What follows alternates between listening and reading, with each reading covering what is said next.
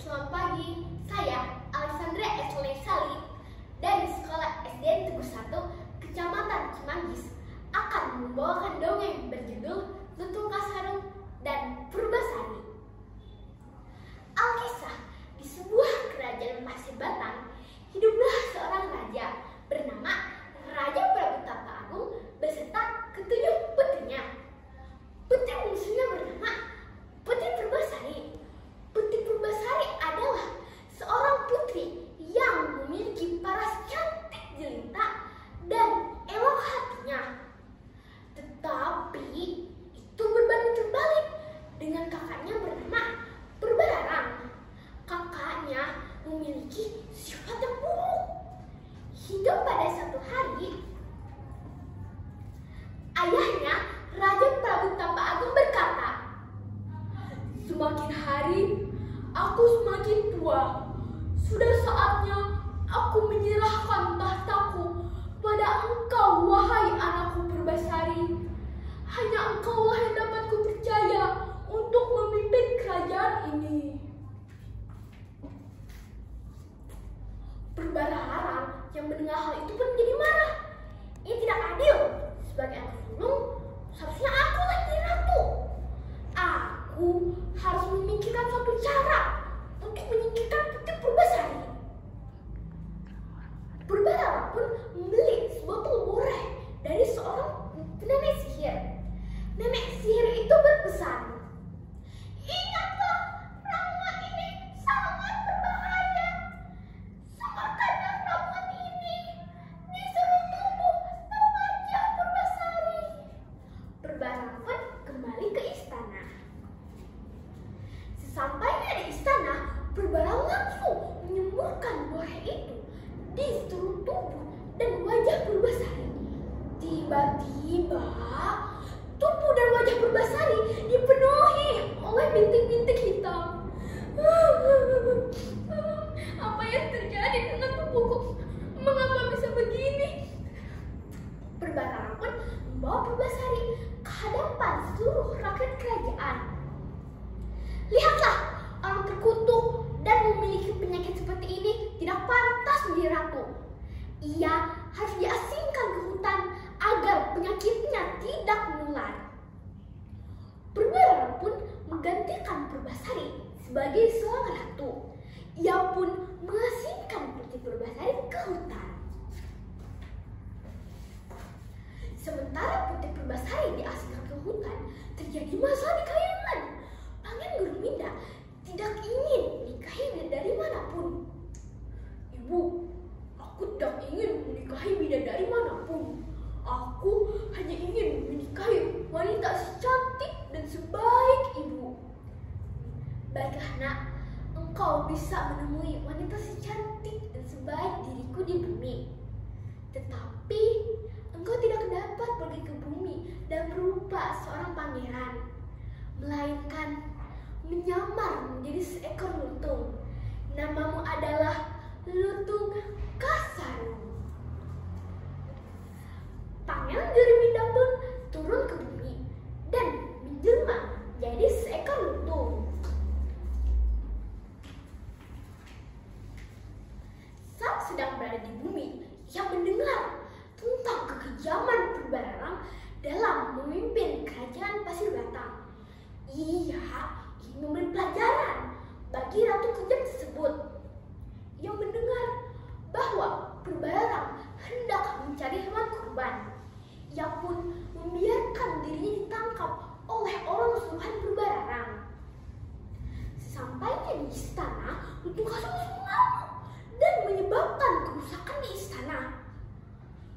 Purbararang pun memerintah Buak Batara untuk menangkap Lutung Kasarung dan membuangnya ke hutan.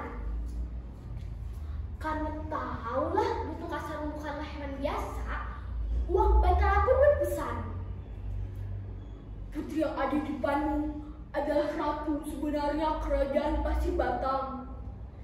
Ia diasingkan ke hutan karena kejahatan kakaknya Purbararang." Setelah sampai di hutan, Lutung Kasarung pun berteman dengan Purbasari.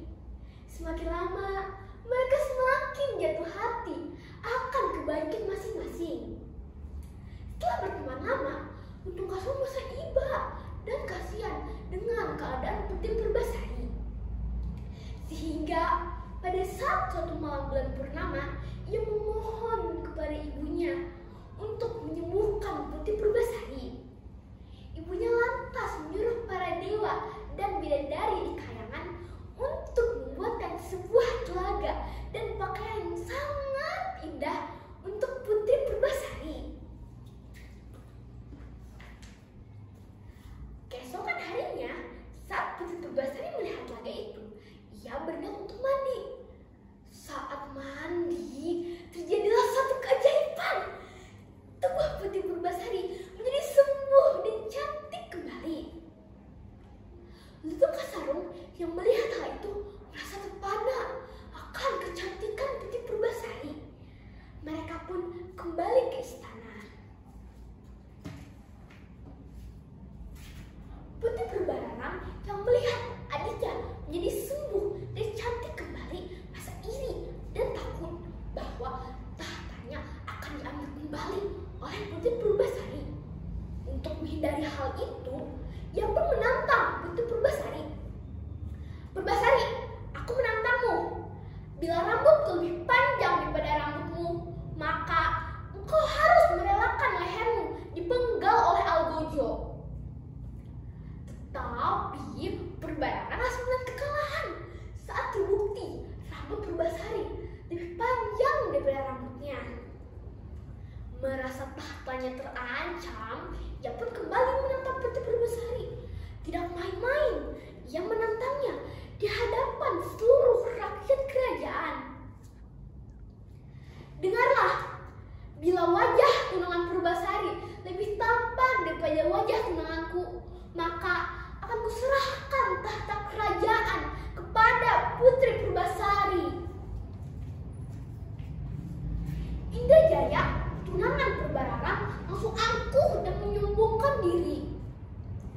"Lihatlah, aku ada pria tertampan dan tergagah di sini. Tidak ada satu pria pun yang dapat menandingi ketampanan dan kegagahanku." Purbasari paham ia tidak akan menang, tetapi karena rasa cintanya terhadap Lutung Kasarung, ia pun berkata, "Inilah tunanganku."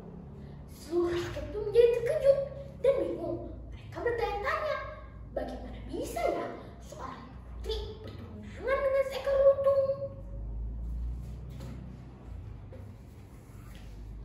Lutung Kasarung pun duduk bersila. Mulutnya nampak komat kamit. Asap tebal pun menyelimuti tubuhnya. Tiba-tiba Lutung Kasarung berubah menjadi Pangeran Gurminda yang tampan dan gagah. Terkejutlah semua orang yang ada di sana. Mereka terpana akan ketampanan dan kegagahan Pangeran Gurminda. Merasa bersalah atas perbuatannya, Purbararang pun minta maaf. "Maafkanlah aku, adikku. Aku tidak bermaksud untuk menyakitimu. Aku berjanji tidak akan mengulangi perbuatanku lagi." "Baiklah Kak, aku sudah memaafkanmu. Berjanjilah untuk tidak mengulangi perbuatanmu lagi." Purbasari pun mengambil kembali tahta kerajaan sebagai seorang ratu.